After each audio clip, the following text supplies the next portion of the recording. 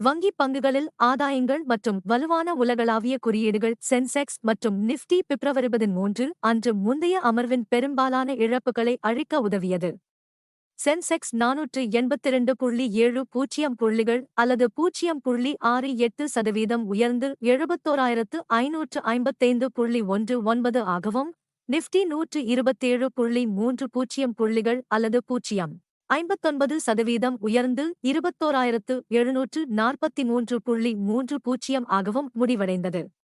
சுமார் 1,213 பங்குகள் ஏற்றம் கண்டன, 1,340 பங்குகள் சரிந்தன, 97 பங்குகளில் எந்த மாற்றமும் இல்லை. Top 5 gainers: Coal India, UBL, Axis bank, ICICI bank, HDFC life. Top 5 losers: Hindalco, Grasim, Divis lab, UltraTech cement, BPCL. இப்போது தனிப்பட்ட பங்குகள் பற்றிய செய்திகளை பார்ப்போம். 63 மூன்ஸ் டெக்னாலஜிஸ் 63 மூன்ஸ் டெக்னாலஜிஸ் 5% உயர்ந்தது.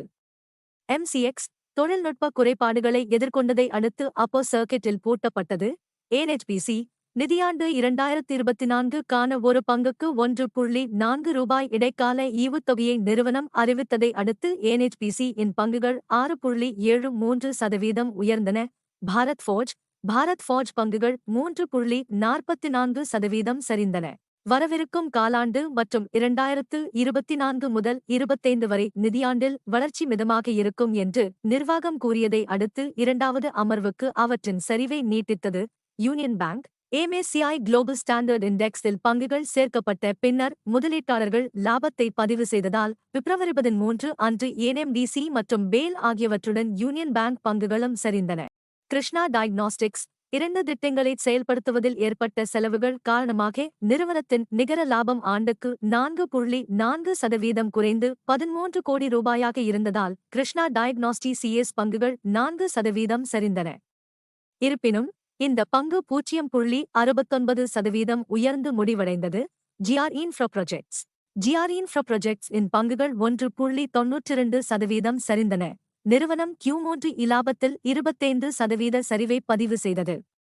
கடந்த நிதியாண்டின் டிசம்பர் காலாண்டில் இந்நிறுவனம் ₹242.9 கோடி நிகர லாபம் ஈட்டியது.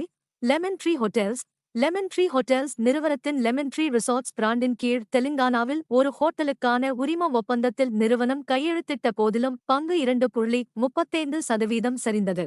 இந்த ஹோட்டல் 2027இல் செயல்படத் தொடங்கும். ஃபைனோடெக்ஸ் கெமிக்கல் நிதி திரட்டுவது குறித்து பரிசீலிக்க குழு கூட்டத்தை நிறுவனம் அறிவித்த பின்னர் இன்வெஸ்டர் ஆஷிஷ் கச்சோலிய ஆதரவு ஃபைனோடெக்ஸ் கெமிக்கல் பங்கு விலை வாழ்நாள் உச்சத்தை எட்டியது.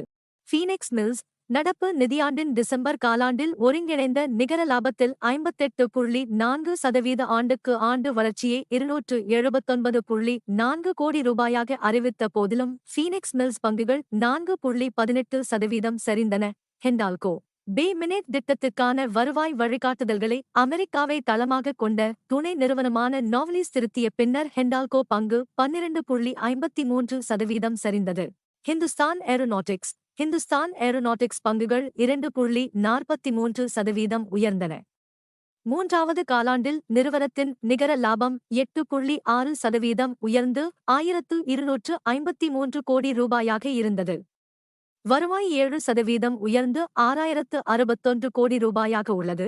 ரிலையன்ஸ் இண்டஸ்ட்ரீஸ் பங்கு விலை கிட்டத்தட்ட 2% உயர்ந்து இன்ட்ராடே வர்த்தகத்தில் அதன் புதிய லைஃப் டைம் ஹை $957.80 எட்டியது. பங்கு விலையின் இந்த குறிப்பிடத்தக்க அதிகரிப்பு நிறுவனத்தின் சந்தை மூலதனத்தை முதல் முறையாக கிட்டத்தட்ட 20 லட்சம் கோடியாக உயர்த்தியது. சந்தை மூலதனத்தை பொறுத்தவரை இந்தியாவில் மிகவும் மதிப்புமிக்க நிறுவனமாக ரிலையன்ஸ் உள்ளது.